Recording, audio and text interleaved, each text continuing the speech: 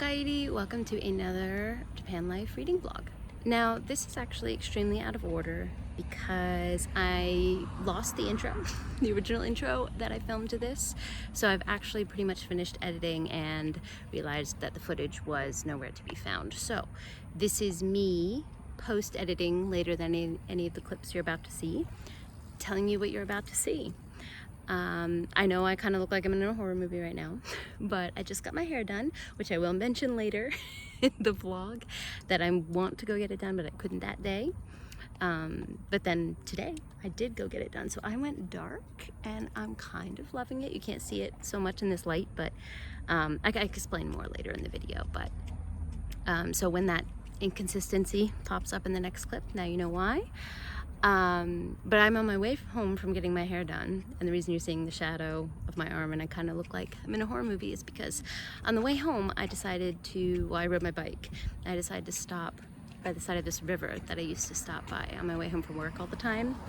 I used to get off work around 8:30, 9 o'clock because it's like an after-school school, and ride my bike home. And in the summer, like, it's so hot during the day in Japan, but on this river at night there's a nice breeze, and it's just beautiful summer night to sit by the river on a summer night.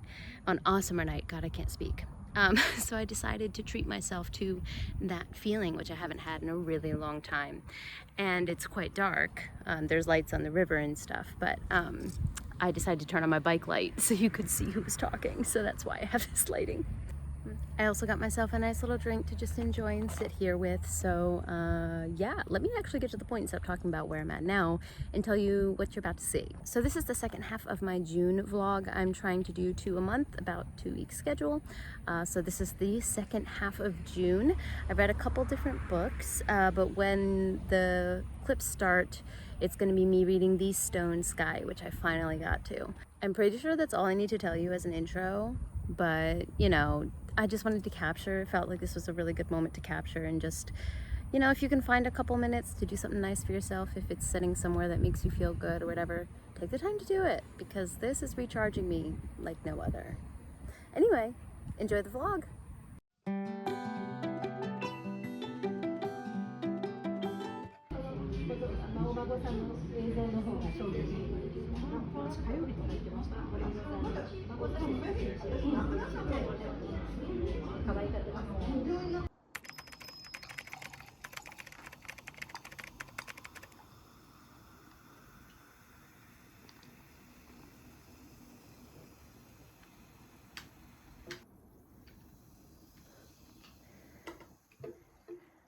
It's an energy drink instead of coffee kind of day.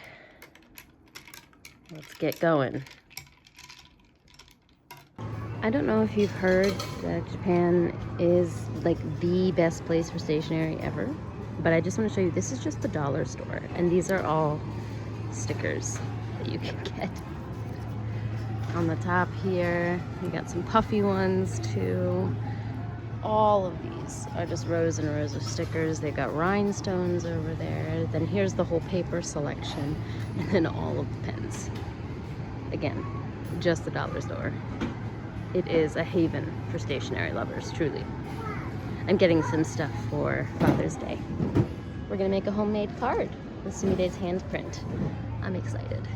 I'm trying to do these on a 2-week schedule and see how that works for me. I used to do monthly, but the editing was just like a bit much with those. So I've decided to try to do one every 2 weeks. We'll see if that works a little bit better. My last one was just as long as my monthly ones, but that did include some travel. So anyway, we'll just see how this structure works. So what am I currently reading? I'm reading The Stone Sky by N.K. Jemisin. I should be returning this today, I think, but I think I might be able to extend a little farther. Where am I? See, I didn't use a bookmark like a dum-dum. I think I'm around page 100, 115, so around this point. I haven't had as much time to read recently as I wanted to, but if I can extend once more with this book, I will, because I am fully sucked in and enjoying it. I also just finished listening to Mammoth at the Gates today. I say just finished. I started it today and I finished it today. It is the 4th book in the Singing Hill cycle, and I adored it. That is by far my favorite book in the entire series so far. Well, not by far. Empress of Salt and Fortune is very close. But I loved Mammoth at the Gates so much. It's a beautiful exploration of grief and the transformative nature of it. How you can grieve for people, but also times and places that have changed irrevocably. And how we all choose to deal with that change when it comes is really what this book is about, or this novella is about. And, you know, Nevo's writing is just stunning. So I adored this novella. I listened to it on Sumire and I's walk this morning because she had to go get some vaccines and I decided to walk there. We went shopping after, and I actually got, thank you, I actually got, a little bit of B-roll footage when we were shopping in the dollar store, because I realized that like stuff that I take for granted would still be interesting to you guys, and I haven't really been showing you that stuff so much. So I thought this would be a good chance to do so. Japanese dollar stores are just a whole miracle in and of themselves. They're fantastic. And I thought that I would do a little haul of what I bought there. Well, Sumide's found one of the things that I bought for her, so let me just show you guys so that I can give it to her. This is a bubble wand. So you put the little bubble thing in the bottom, and you can take off this attachment or keep it on. And when the wind blows through, it'll blow the pinwheel and blow bubbles through it, or if you have the attachment on, it will keep the bubbles from coming through. But it's Sumire's first summer, but she's old enough to go out and play, so I thought this would be really fun. I also got some traditional like bubbles as well. Then what else did I get? Okay, don't break the pinwheel. Then, as I mentioned in the B-roll footage, I am going to be making Hayato a homemade card with her handprint on it for Father's Day. So we're going to get to this actually soon after I record this. Yes, thank you, thank you. To make the card, I got just like a whole bunch of stickers. I also use them for my schedule book and all of that, so I just got a plethora of stickers, all different kinds. I have like gold stars. I got Winnie the Pooh. Just, you never know when you might need a Winnie the Pooh sticker. Some letters, some ribbons, just like some wax seal ones, tons of them. And I'm sure that I will use them all eventually. I also got these for my students. I teach private lessons now, and my students get stickers if they do their homework, and I thought these were so cute. And of course, book themed, because it's a booktube channel, it's me, you know. I have too many pens now, so I was looking for a pen holder, and I didn't find, like for my desk, I didn't find one that I liked, but I did find more pens. So I got some highlighters. These I've never tried before, but they seem like they'd be easy to bring with me when I leave the house. I got a pencil sharpener because we have a bunch of pencils and no pencil sharpener, so I've been able to use them. So this one has 3 different sizes. So if you want a super sharp pencil, normal, or if you have like one of the fat ones, I figure when Sumire starts using pencils, you know, we can use that. Then I also have a partitioned case for all of my tabs and stuff, because I've been kind of jamming them into one spot and it's not working anymore. So I got this. These partitions can be shifted anywhere inside, so you can make the partitions inside as large or as small as you want. And what else did I get? I got another set of highlighters that looked cool. I've been into purples and dusty pinks for the last couple of years, so that seemed perfectly up my alley. Then this one was really interesting. It's like a double colored pen.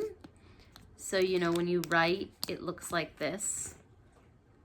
It won't focus, but you can kind of see, right, that it has like a shadow to it. I don't know. I kind of wanted to try this. I thought it would be fun. And then the last thing that I got were these compact scissors. So I wanted to have a set for my purse, because being a mom, the number of times I've like needed scissors to cut something or open something and I didn't have them with me, so these would be perfect for my purse. It looks like this. It has this little clip on it, kind of looks like a pen, but when you open it, the scissors come out and they're kind of spring-loaded open. And you can use them for whatever you need to use them for, and then you stick them right back in and put it back in your purse. Sumire is busy taking out all of the things that I just put away. So I'm gonna go stop her from doing that. We're gonna go ahead and make the Father's Day card that we did the shopping for. Oh, one more thing I wanted to show you guys was this book. Y'all know, I don't even need to explain it to you guys. When you see a book that you want, you can't resist, right? I had no plans in buying this, but this is an adorable children's book that I saw when we were just walking through the store, and it says Hoshi o tsuru yoru.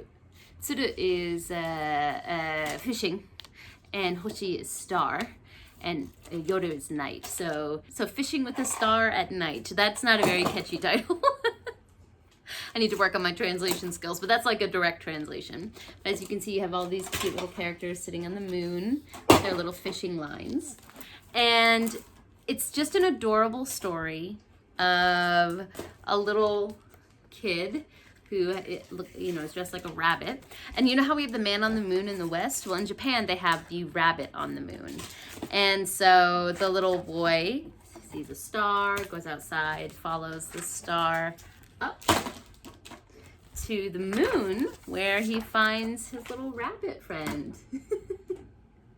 And then they fish for things using the star, and they end up finding a bunch of friends. One of the stars goes underwater and picks up a tiny little crab who comes up and joins them and then starts fishing as well. And it's just absolutely stunning art and super cute.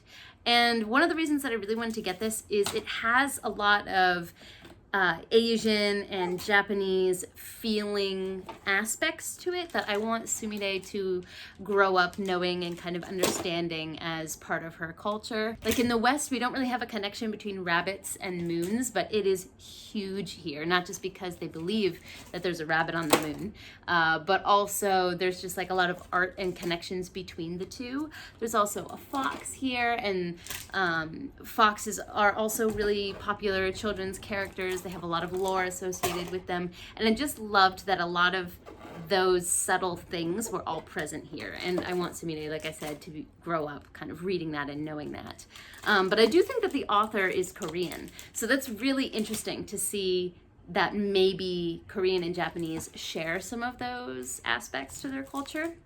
I think they're Korean, I'm not 100% sure, but the name is written in katakana, which means it's probably not a kanji name. And the last name looks like it's Kim, which is a very, Korean name. So not 100% sure, but that's what my guess is. And there was this little note that was put on the bottom of it. Japanese books often have them. I don't know if I can find it.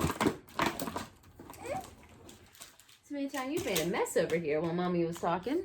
Well, I can't find it, but there's always this little slip of paper that's over the bottom of books here. It drives me crazy. I don't know why they waste paper like that, but this one had a little note from the author on it, which was interesting. And the author said when you're having a night where you can't sleep and you feel alone because everyone else is asleep and you can't seem to, I want you to feel warm when you look up at the stars and not feel alone, and that's why I wrote the story, which I think is so lovely and cute. So I just kind of briefly looked through it when I was in the store, but now that I have it, I'm going to sit down and enjoy reading this. Sumire is still a little too young for it, so maybe this was purchased for me, not necessarily for her, but whatever. We don't need to confront that right now.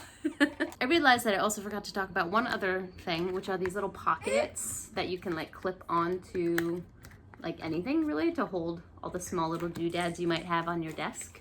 So I got a pack of these as well. Okay, now we're gonna go make Daddy's card, and I'm gonna clean up this mess that you made. And I'll check back in with you guys when I get any reading done. One of the main things that I did today is make these little jars for all of my shelves. They're moisture beads. I drilled holes in the top of all of these. And when they turn pink, you need to change them. But Japan is so incredibly humid in the summer that it's just awful for books. So I have one on almost every shelf. I have some in the bedroom shelves as well, and in our closets to keep our clothes from smelling musty. It's a lot here. I do want to try to make them cuter as well. Maybe I'll put some ribbons on them. I don't know. If you guys have any ideas, let me know. Tonight's dinner is some homemade naan pizzas with bacon and green peppers. A family favorite. Alright, I have been meaning to film this check-in for a hot minute. It's an extremely overcast, rainy day. Rainy season has started here. It was a bit late this year actually, but it's here in full force now. Humid, hot, muggy, rainy, all the things we love. Anyway, so I've been wanting to check in with you guys for a while. I am on page 323 of The Stone Sky. I am almost finished with this book, and I have such a hard time describing how this series makes me feel, not just this book, but the series of The Broken Earth, because I've read like one a year, basically because of how heavy they are.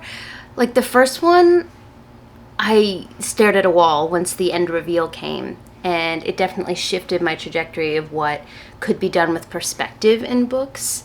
The second one, I think I ended up giving it 4.5 or a 5-star. The first one was 4 stars because it took me probably the first half of the book to really get into it, and then once I was in. But the second book was very heavy. It dealt a lot with parenthood themes that just, you know, broken record at this point on this channel, but those themes hit heavy for me. But I couldn't put the book down even though it was so heavy for me, because Jemison's writing is so skillful. Like every single word is there on purpose. It's not flowery writing, but it cuts to the heart of everything. Like I said, every word has a purpose. It's such a intentional form of writing that I can't seem to put it down.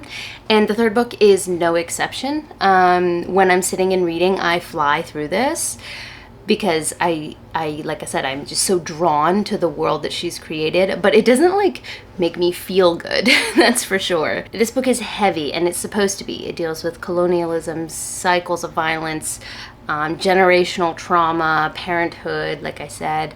There's just so many heavy things at the heart of this story. And also the characters, with the exception of one, I think, are definitely not supposed to be likable. Like you're not here, these characters are not here to make you like them.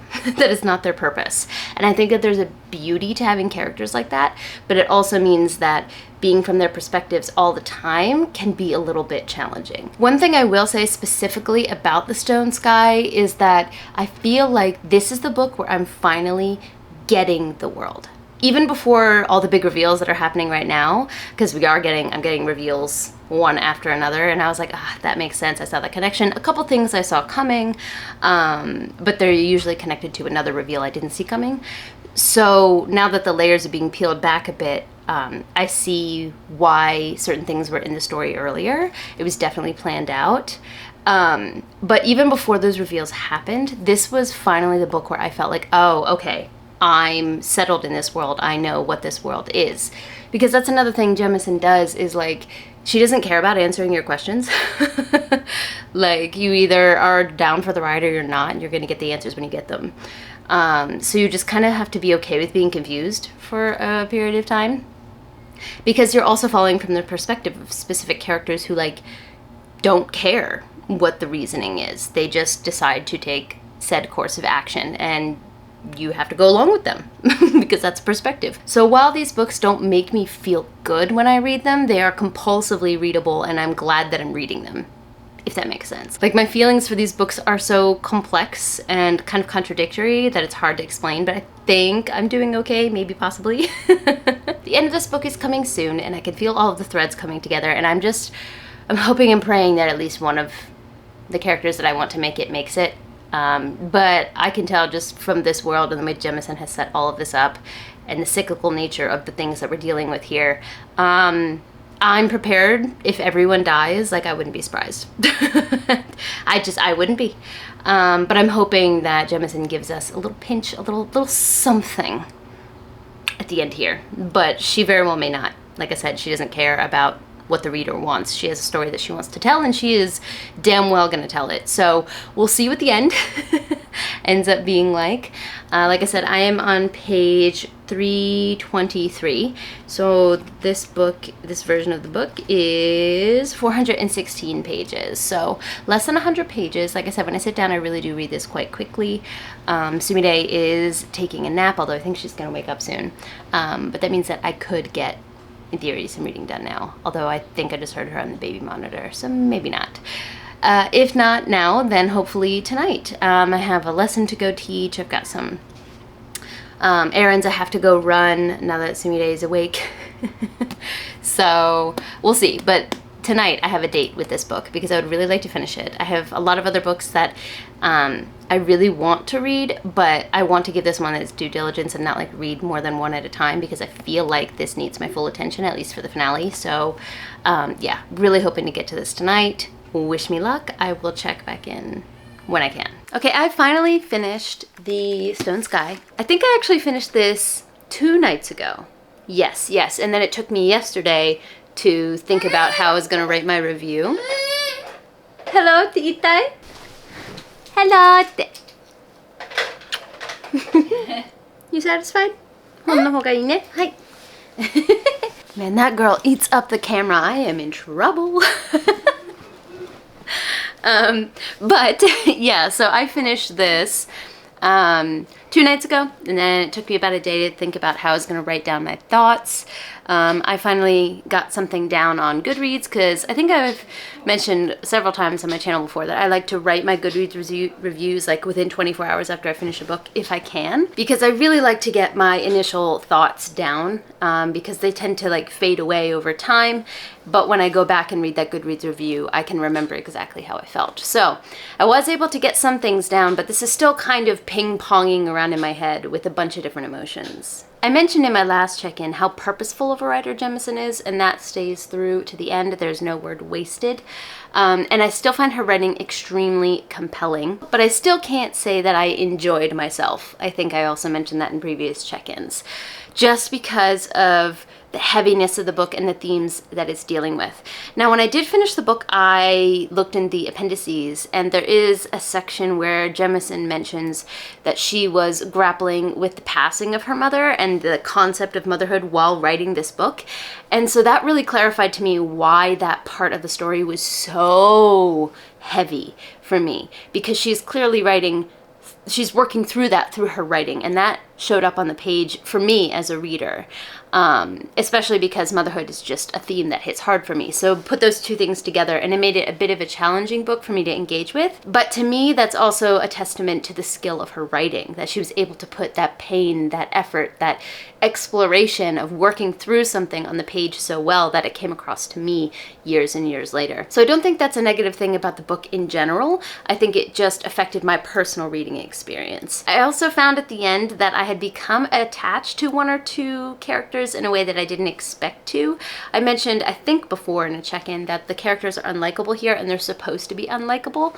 Not to confuse unlikable with, you know, unrelatable, because I saw myself, for better or for worse, in a lot of these characters. So they're extremely well developed.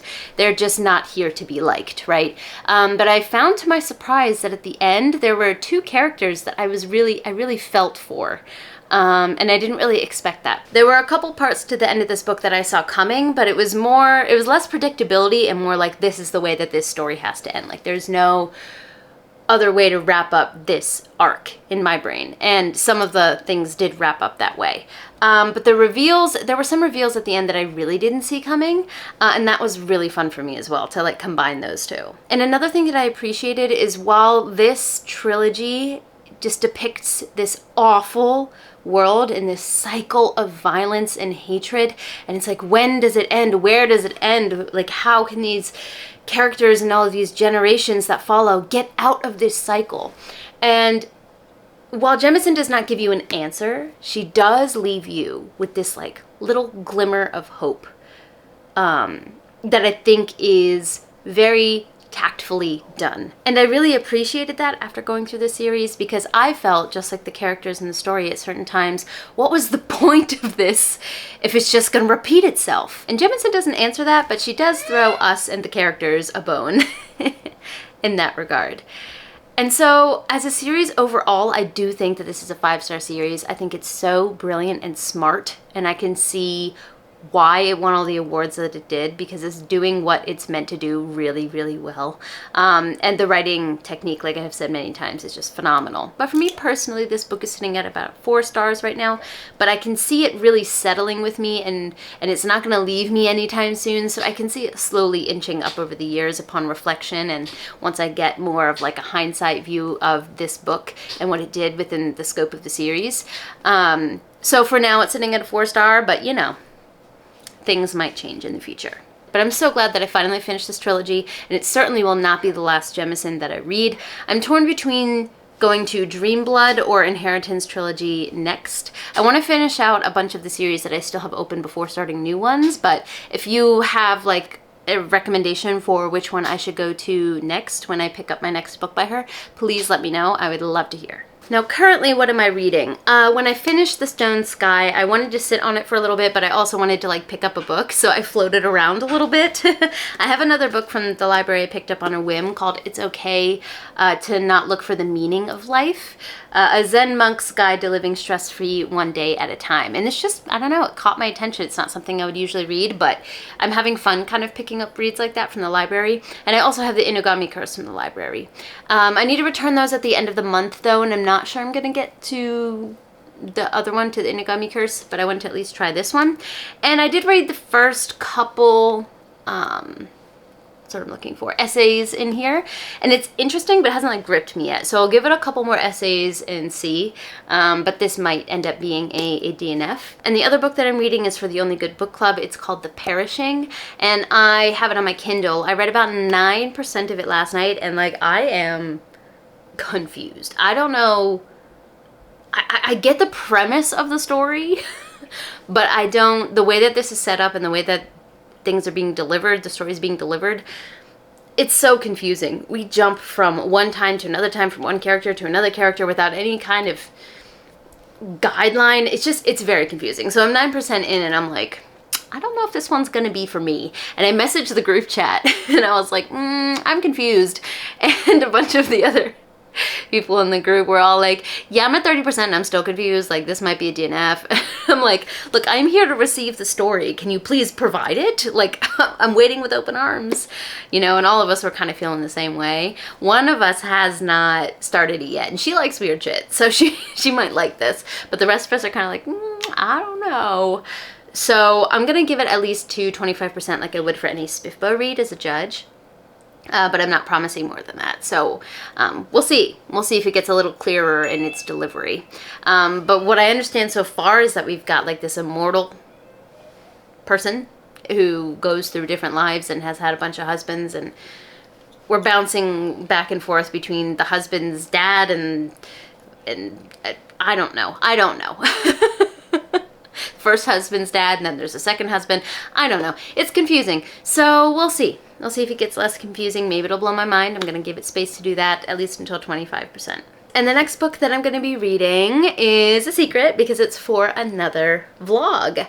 And I've never done 2 vlogs at the same time. I always just throw everything into the same vlog. So let's see if I can balance this well. But I am starting a new book today, and I'm very excited for it, but you guys will see that before long. Now let's go ahead and finish with, as always, when do I not have a package to open from them, the Broken Binding. I got this a couple days ago, but I was waiting until I had a chance to kind of sit down and open it for the vlog. This should be The Republic of Thieves, the 3rd book in the Gentleman Bastards, which is the last book in this series. And then the next series that they're releasing is Jade City, and I'm like, y'all are just, these are all of my favorite series. Like I was meant to be on this sub. Lies of Locke Lamora and Greenbone? Come on now. That's the epitome of me as a person.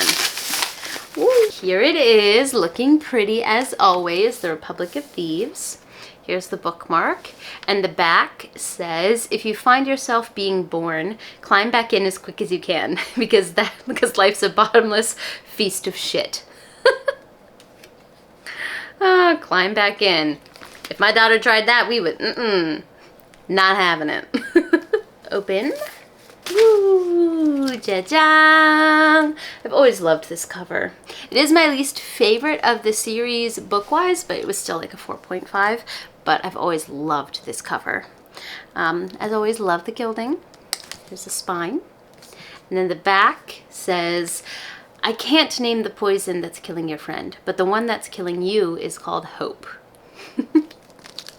Then we have the sprayed edges here. Goes all the way to the top and the bottom. Signed and numbered as always. And then here's the Nike cover. Oh, I'm blocking it already. There we go. The Nike cover, the spine,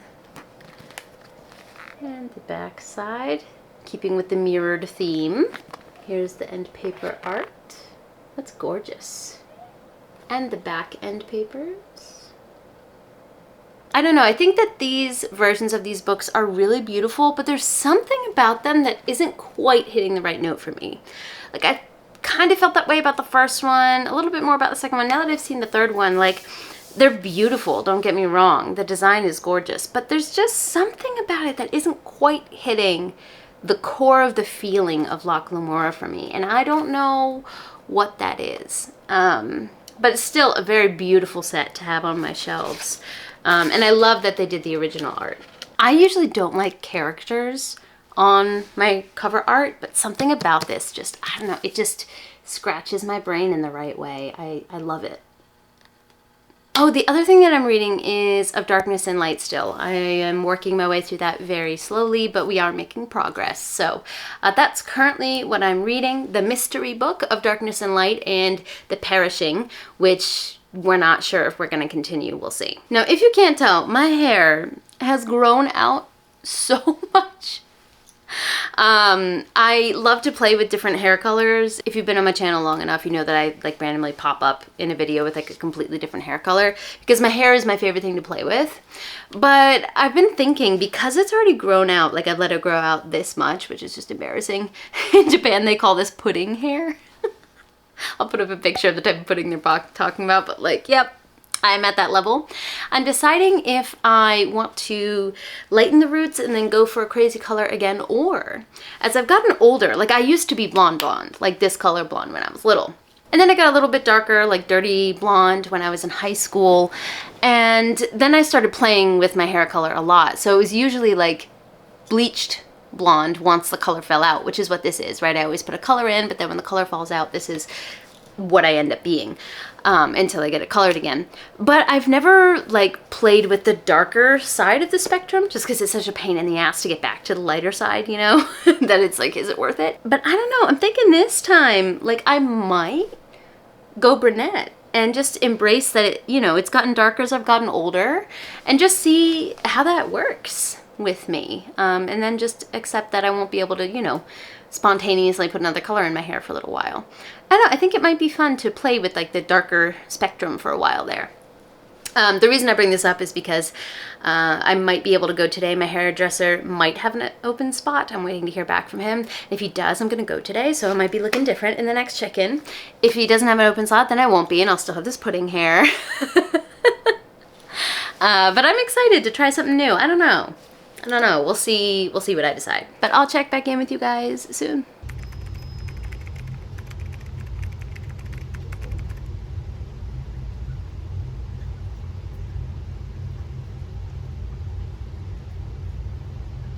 Don't mind the super unaesthetic background. I'm sitting on the floor with Sumire. We were just playing and I thought I would pull out my camera and just film the next kind of check-in for this vlog while I had the chance, while she's distracted.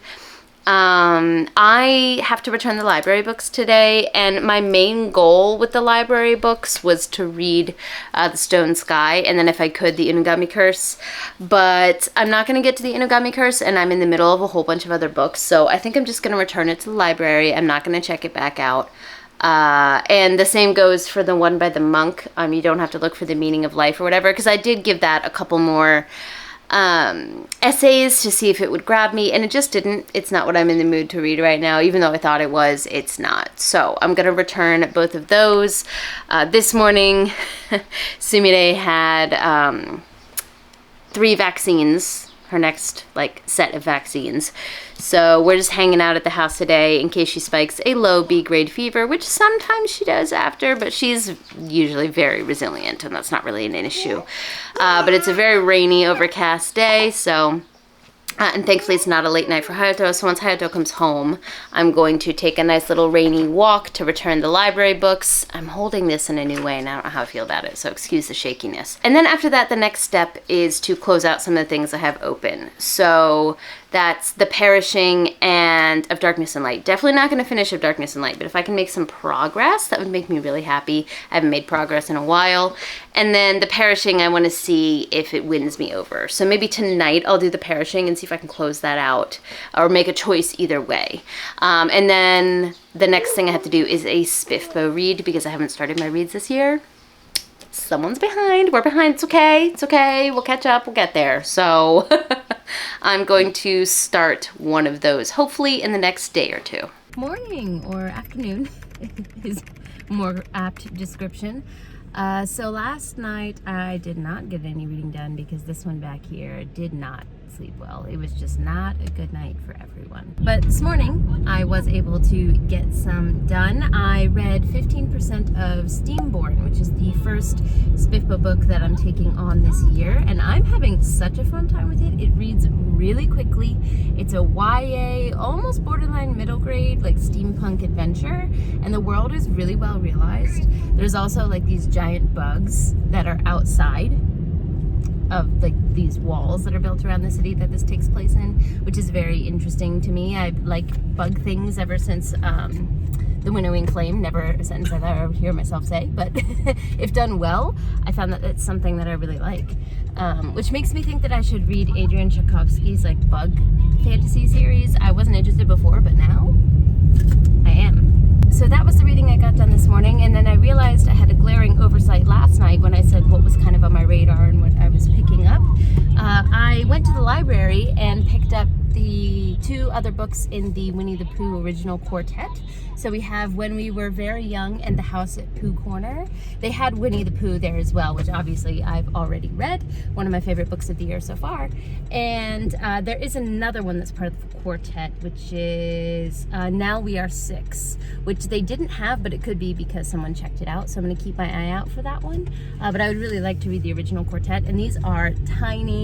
I can sit down and read these in one sitting. So this is asking a lot of myself today. We'll see. We're off to go shopping, do a bunch of errands, get some ramen. I'll take you guys with me. This will be a nice kind of last clip to put in the vlog, last day, because we're actually leaving the house and getting some stuff done. So I'll take some clips of the shopping mall. We're going to one that's pretty new in Fukuoka called Lalaport. And it's got the huge Gundam. I've taken a video of it before, so we are gonna go eat there and do a bunch of errands. But if there's time in between, these are real quick reads. I would like to read both of these today, if possible. Maybe tonight, we'll see. And tonight will be the official end of the vlog, so we'll see what I can get done. My goal is these 2 and maybe another 15% of Steamborn.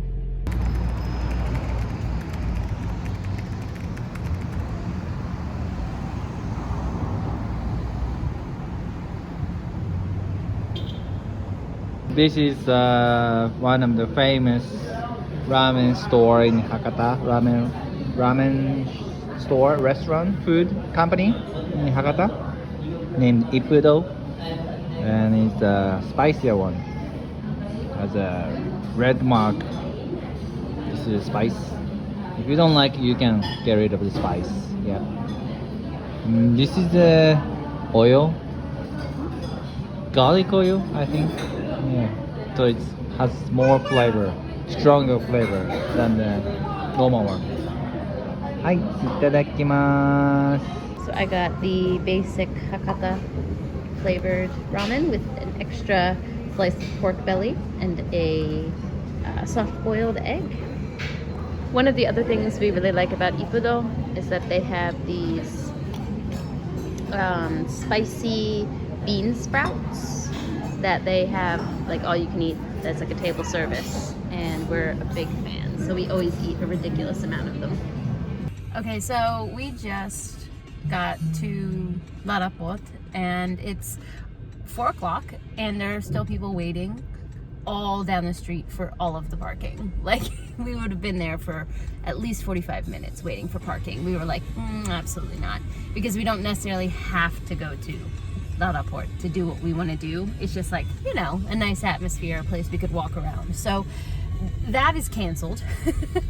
And we're just going to a nearby place to pick up some coffee because we're both very much in need of some caffeine. And then I think we're just going to do some light shopping today and then head home. It's starting to rain as well, so might just be a day to admit defeat and just relax at home. So I'll update you guys once we decide what we're going to do, but we're just kind of driving around trying to figure it out. Caffeine acquired. Now it's time to find the nearest supermarket and do some basic shopping. So who knew I wasn't gonna check in last night? Me, I had high hopes. So I did not check in to finish this vlog, but I did read. So I finished When We Were Very Young. I did not get to The House at Pooh Corner, but I do have thoughts on this one. The overall feeling of this collection, so this is a collection of poems if you don't know. And it's technically number 3, I think, in the Winnie the Pooh quartet. The House at Pooh Corner is number 2, Winnie the Pooh is number 1, and then We Were 6 is number 4. I said that so out of order. Hope that was able to be followed. So I read them out of order, but I wanted to pick up the shorter one last night so I could finish it. And this is a collection of poems. I have quite a few poems, actually. How many are in here? I think there's... Well, I don't know how many are in here, but it's quite a few. And out of the entire collection, there's only 4 that really stuck out to me as being wonderful, and poems that I'll definitely remember. The rest of them just kind of added to the overall atmosphere of this book, which is whimsy of When We Were Very Young. I think a lot of them are capturing the mindset of a child, and talking about experiences that children might have that leave an imprint for later in life, or seem big to them at the time when they're small. So I get what the overall collection was trying to do, but like I said, there's only 4 that really stuck out to me, and those 4 were, let me check the contents here, the table of contents. Happiness, which is the 3rd poem in the collection, Nursery Chairs, Spring Morning, and Halfway Down. Nursery Chairs talks about how these different chairs in the nursery room are used for different types of imagination, different types of games by I believe it's Christopher Robin. That is the subject of that poem, and it's adorable. Like, one of them is used as a boat for him, and another one is viewed like he's a lion in a zoo because it has like slats along the back. So it's a very cute poem showing how everyday items can be used for whimsy, and I delighted in that. Spring Morning is very similar. Where am I going? I don't quite know. Down to the stream where the kingcups grow. Up on the hill where the pine trees blow. Anywhere, I don't know. And it's a longer poem, but the fact that it's like, as a child, you're like, I don't know where I'm going, but I'm just going where the wind takes me today, and I'm going to enjoy what's put in front of me. It's a good reminder sometimes that this mentality can be useful, and it's a beauty that children bring to the world.